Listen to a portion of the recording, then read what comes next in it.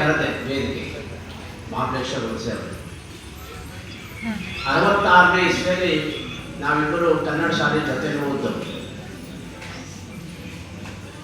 ಇವತ್ತು ಅವರಿಗೆ ಮತ್ತು ಅವರ ಮನೆಯವರಿಗೆ ಸಮಾಜ ಮತ್ತು ಯಲ್ಲಾಪುರ ಅಥವಾ ನಾವೆಲ್ಲ ಸೇರಿ ಭಗವಂತನ ಜೊತೆಗೆ ಅವರಿಗೆ ಯಾಕೆ ಕೃತಜ್ಞತೆ ಸಲ್ಲಿಸಬೇಕು ಅಂತಂದ್ರೆ, ಲಕ್ಷಾನುಗಟ್ಟಲೆ ಜನರ ಜೀವಕ್ಕೆ ಬೇಕಾದಂಥ ಮಕ್ಕಳನ್ನು ಹೆತ್ತಿದ್ದಾರೆ. ಅವ್ರ ಹತ್ರ ಕೂತ್ಕೊಂಡಿದ್ದೆ ನಾನು, ನಿಮ್ಮ ಮಕ್ಕಳು ಇಷ್ಟು ದೊಡ್ಡವರಾಗಿದ್ದಾರೆ, ಬೆಳೆದಿದ್ದಾರೆ, ನೀವು ಹೇಗಿದ್ದೀರೋ ಹಾಗೆ ಇದ್ದೀರಲ್ಲ ಅಂತ ಹೇಳಿದವರು.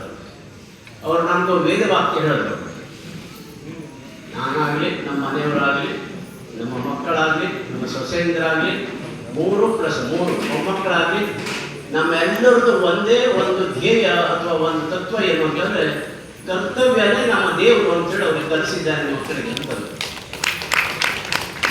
ಅದಕ್ಕಾಗಿ ಅವ್ರನ್ನ ವೇದಿಕೆ ಕರೆಸ್ತಾರೆ. ಒಂದು ಮನೆಗೆ 2 ಮನೆಗಲ್ಲ, ಲಕ್ಷಾಂತರ ಜನರಿಗೆ ನೆರವಾಗುವಂತ ಮಕ್ಕಳನ್ನು ಕೊಟ್ಟಿದ್ದೀನಿ. ಅದು ನಾರಾಯಣ ಹುಣಸೆ ಅವರ ವೇಳೆ ಬಗ್ಗೆ ನನ್ನ ಕಲ್ಪನೆ ಇದೆ, ಒಂದೊಂದು ಸೆಕೆಂಡ್ ಮಹತ್ವದವರು. ಆದರೆ ಇವತ್ತು ನಮಗೆಲ್ಲ ಮಹತ್ವದ ಏನು ಅಂತಂದ್ರೆ, ನಿಮಗೆ ಜನ್ಮ ಕೊಟ್ಟಂತ ಭೂಮಿಯಲ್ಲಿ ನಿಮ್ಗೆ ಸನ್ಮಾನ ಆಗ್ತಾ ಇದೆ. ಜಗತ್ತಿನ ಮೋಸ್ಟ್ ಇಂಟಲೆಕ್ಚುವಲ್ ಡಾಕ್ಟರ್ ಲಂಡನ್ದಲ್ಲಿದ್ದರು. ಜಗತ್ತಲ್ಲೇ ರೆಕಾರ್ಡ್ ಮಾಡಿ ಈ ಮೊಳಕಾಲಿನ ಚಿಪ್ಪನ್ನು ಬದಲು ಮಾಡಿದಂಥ ಒಂದು ದೊಡ್ಡ ಇತಿಹಾಸವನ್ನು ಅವರು ಸೃಷ್ಟಿ ಮಾಡಿದ್ದಾರೆ. ಅವರ ಮಗ ಇಲ್ಲಲ್ಲ ಅಮೇರಿಕಾದಲ್ಲಿ ಜಗತ್ತಿನ ಇಂಟೆಲಿಜೆಂಟ್ ಅಂತೇಳಿ ಹೆಸರನ್ನು ಪಡೆದಿದ್ದಾರೆ. ನಾರಾಯಣ ಹುಣಸೆ ರವಿ ಇದ್ದಾರೆ, ಅವರ ಕುಟುಂಬದ ಸದಸ್ಯರೆಲ್ಲ ಇದ್ದಾರೆ. ಎಷ್ಟು ಸಂತೋಷ ಆಗ್ಬೋದು ಅವರಿಗೆ, ತಂದೆಯಲ್ಲಿ ಇಷ್ಟು ಸಮಾಜದ ಎದುರಿನಲ್ಲಿ ತಲೆ ಎತ್ತಿ ನಿಲ್ಲುವಂಥ ಸಾಧನೆಗಳನ್ನ ಮಕ್ಕಳು ಮಾಡಿದ್ದಾರೆ.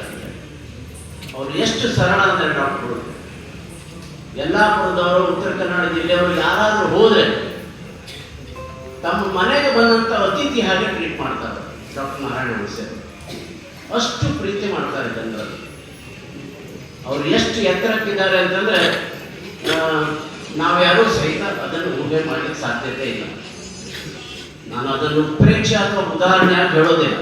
ಅವ್ರ ತಂದೆಗೆ ಅಭಿಮಾನ ಬಂದು ಆ ಉದ್ವೇಗದಲ್ಲಿ ಏನು ಹೇಳ್ತಾರೆ ಕೇಳಿದ್ರೆ, ಇಲ್ಲ ನಮ್ಮ ಮಗ ಬಹಳ ಸರಳ ಇದ್ದಾನೆ, 1.5 ಕೋಟಿ ರೂಪಾಯಿ ಕಾರಲ್ಲಿ ಬಂದಿದ್ದಾನೆ ಅಂತ ಅನ್ಸುತ್ತೆ. ಅಂದ್ರೆ ನಾವು ಡೊಂಗರಲ್ಲಿದ್ದಾಗ ನಮ್ಮ ಚಕ್ರಿ ಗಾಡಿಯಲ್ಲಿ ಬಂದಾಗ ಅಷ್ಟೇ ಮಾಡಿ ಹೇಳಿದ್ರು, ಅದಕ್ಕಿಂತ ಹೆಚ್ಚಿನದಾಗಿ ಹೇಳಿ. ಎಷ್ಟು ದೊಡ್ಡ ಕುಟುಂಬ, ಎಂತ ಕೊಡುಗೆ ದೇವರು. ನಿಜಕ್ಕೂ ಸಹಿತ ಒಂದು ಗಾದೆಯ ಮಾತನ್ನು ಸತ್ಯ ಮಾಡಿದ್ದಾರೆ, ವೈದ್ಯ ನಾರಾಯಣ ಹರಿ ಅಂತ ಹೇಳಿ ಹೇಳ್ತಾರೆ. ನಮಗೆ ಹಾಗಾಗಲಿಲ್ಲ, ನಾರಾಯಣನೇ ವೈದ್ಯನಾಗಿ ಬಂದಿದ್ದಾನೆ.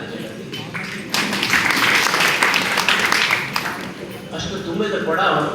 ಅವರಿಂದ ಜಗತ್ತಿಗೆ ಸೇವೆ ಇನ್ನೂ ಹೆಚ್ಚಿನ ಕಾಲ ಆಗಬೇಕು. ಅವರ ಕುಟುಂಬದಿಂದ ಸಮಾಜಕ್ಕೆ ಹೆಚ್ಚಿನ ಸೇವೆ ಆಗಬೇಕು. ಬಂಗಾರದಂಥ ಮಕ್ಕಳು, ಸೊಸೆಂದರು, ಮೊಮ್ಮಕ್ಕಳು. ಅದಕ್ಕಾಗಿ ಮಹಾಬಲೇಶ್ವರ ಹುಣಸೆ ಅವ್ರನ್ನ ನಾನು ವೇದಿಕೆ ಕರೆದೆ. ನಾರಾಯಣ ಹುಣಸೆ ಅವರಿಗೆ ಸಲ್ಲುವಂಥ ಎಲ್ಲ ಗೌರವ ಮಹಾಬಲೇಶ್ವರ ಮತ್ತು ಅವರ ಮನೆಯವರಿಗೆ ಸಮಾಜ ಅದು ಸಲ್ಲಿಸ್ತದೆ ಅಂತೇಳಿ ಅವರನ್ನ ನಾನು ಗೌರವಿಸ್ತೇನೆ. ಇವತ್ತು ಮೋಹನ್ ಹೆಗಡೆ ಅವರು ರಾಮೇಶ್ವರ ಸ್ವಾಮೀಜಿಯವರ ಪ್ರತಿನಿಧಿಯಾಗಿದ್ದಾರೆ.